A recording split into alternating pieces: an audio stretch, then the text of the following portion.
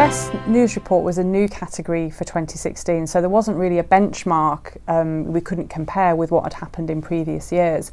I think we all agreed that what we were looking for was really strong examples of daily news, maybe some breaking news, the kind of thing that an audience would expect to watch on their early evening news programme. What we got was quite a mixed bag. All the topics, I would say, were very much what you expected on a daily news agenda. There were several stories about the plight of asylum seekers. We had a couple of stories which were about illegal drugs. So the topics were very much daily news, but a lot of the treatments we saw were actually investigations, which we felt weren't really part of a daily news report category.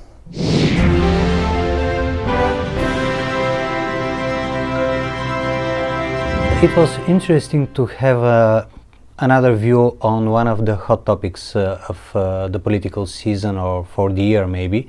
It was the migrant process in Europe, and many of us, we often ask the question, well, men are okay, we know why they're on the road, but how about women, how do they feel?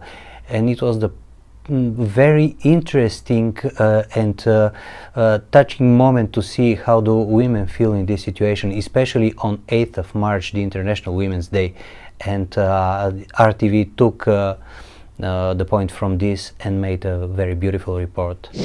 Polovina svih migranata koji trenutno borave u Preševu su žene. Ja sam Nora, došla sam iz Sirije, iz Alepa.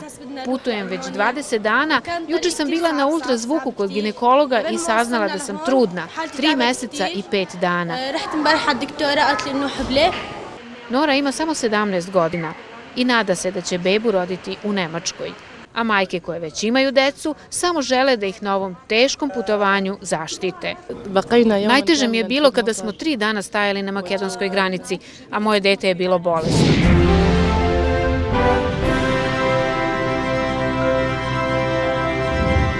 In the end, it was actually quite a simple decision, because this was a story that really stood out as a daily news story, the sort of thing that a viewer would expect on their evening news programme. The story had regionality, which was something we were looking for. It was about mobile phone coverage in a particular part of Sweden, but it also had a universality, because we all recognise the issues with mobile phone coverage. It had a strong case study, an elderly man on top of a roof trying to get a signal, which was brilliant, but it followed it up. It had a survey which had been commissioned by SVT, so we had figures for coverage across the whole of Sweden, and it also had, very importantly, an interview with the government official who was responsible for the mobile phone coverage. So it had that really strong call to account element of the journalism, which we were impressed with. Utan mobiltäckning klättrade Marcus upp på taket för att se om det fanns några radiovågor alls där ute. Och fick du bättre täckning när du kom upp hit? Ja, då var det ju det, och jag ska se vad vi har nu. 4 staplar. Nu blir det 2. Det varierar. Det är det som är otäckt. Att det inte är stabilt. Ja. Men är det inte det otäcka att du måste klättra upp på taket? Nej, det är det inte. Jag har ju lagt på plåt på taket. I den här delen av landet rings det nästan exklusivt i Telias master.